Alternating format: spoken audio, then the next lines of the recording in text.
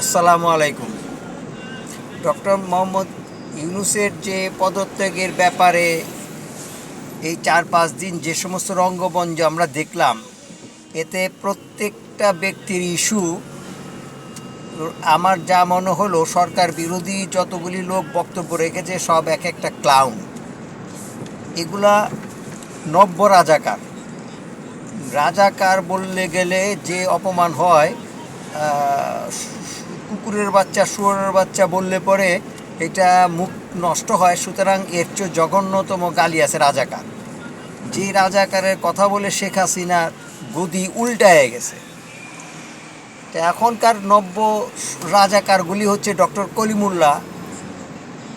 এই কলিমুল্লাহ যে আরেকটা শয়তান, ওই এটার নাম কি, পুঁথি পড়ে, এটার নাম গোলাম মোল্লা রনি। এই বাটপারগুলা সারা জীবন বাংলাদেশের সাথে বাটপারি করে গেছে। এরা পড়াশোনা করে কতটুক যোগ্যতা অর্জন করছে, আমার মনে হয় তাদের চেয়েও আমাদের যে নয়াবাজারের যে মাছের আড়তের যে ডাক নেয়, যে সমস্ত উচ্চারণ করে তারা, এদের চেয়েও এদের ভাষা খারাপ। এবং ডক্টর মোহাম্মদ ইউনূসের ক্ষমতা বলে এই সমস্ত লোক বিরোধিতা তো করছেই না, বরঞ্চ এটা কনস্পিরেসি, ভারতের টাকা খাওয়া। এক সালাউদ্দিন টাকা খায়া বলছে, এবং মির্জা ফখরুল ইসলাম তো ভয়ে সে টাকাটা থাইল্যান্ডে গিয়ে সই নিছে। সে থাইল্যান্ডে গেছেই টাকা নেওয়ার জন্য। কারণ বাংলাদেশের এখন যে সমস্ত চিকিৎসা হচ্ছে, বাইরে যাওয়ার কোনো যুক্তি নাই। এবং এই দুরবস্থার মধ্যে সে বাইরে গিয়ে ব্যাংককে গিয়ে চিকিৎসা করাইছে, এটা একটা ভাউতাবাজি। সুতরাং যথেষ্ট টাকা খাইছে। এবং আমরা যে কথাটার জন্য আমি ইউটিউব করছি, যে ইউটিউবার, যে বাংলাদেশের যে বাচ্চা বাচ্চা ছেলেরা বিভিন্ন ক্লিপ রেকর্ড করে যে ইউটিউবিং করছে, সুবহানাল্লাহ, যে কোনো সাংবাদিকতার চেয়ে এদের দক্ষতা অনেক বেশি। আপনারা এই বাচ্চাদেরকে অনুপ্রাণিত করেন, শেয়ার করেন, এরা খবরাখবর আপনাদেরকে যোগান দেবে। এই যে মতিউর রহমান আর এই যে কি বলে ভোরের আলো, প্রথম আলো, বাটপারগুলা সব এইগুলার ভাত মারবে এই সমস্ত নবাগত ইউটিউবাররা। আপনারা শেয়ার করবেন এবং সময় নিয়ে শুনবেন। খারাপ বলে ভালো বলে, আপনি দেখেন কি বাচ্চারা কি দক্ষতার সাথে বক্তব্যগুলি করতেছে।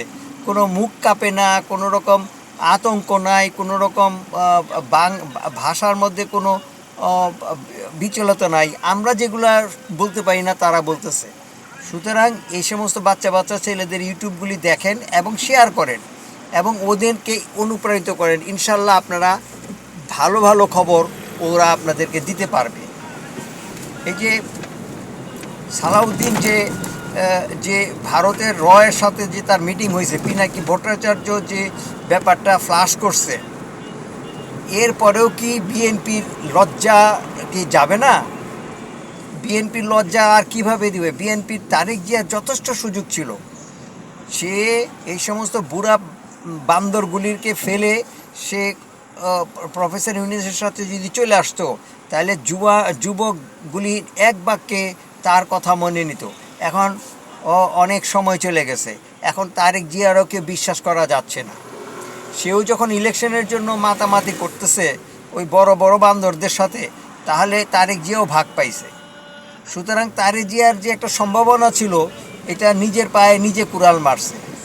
আমার দুঃখ হয় যে লন্ডনের মতো জায়গা থেকেও তারেক জিয়ার হুঁশ হলো না। এখন সে পয়সা না খাইলে তো মানুষ ভাববে যে তার চেলাপেলা চামন্ডাগুলি যদি ভারতের রয়ের কথা বলে, তাহলে তারেক জিয়াও ভাগ পাইছে। নেতারা ছাড়া, ভাগ ছাড়া কি কোনো কাজ আগানো যায়, কোনো বক্তব্য দেওয়া যায়? সুতরাং আর কোনো পছন্দ না।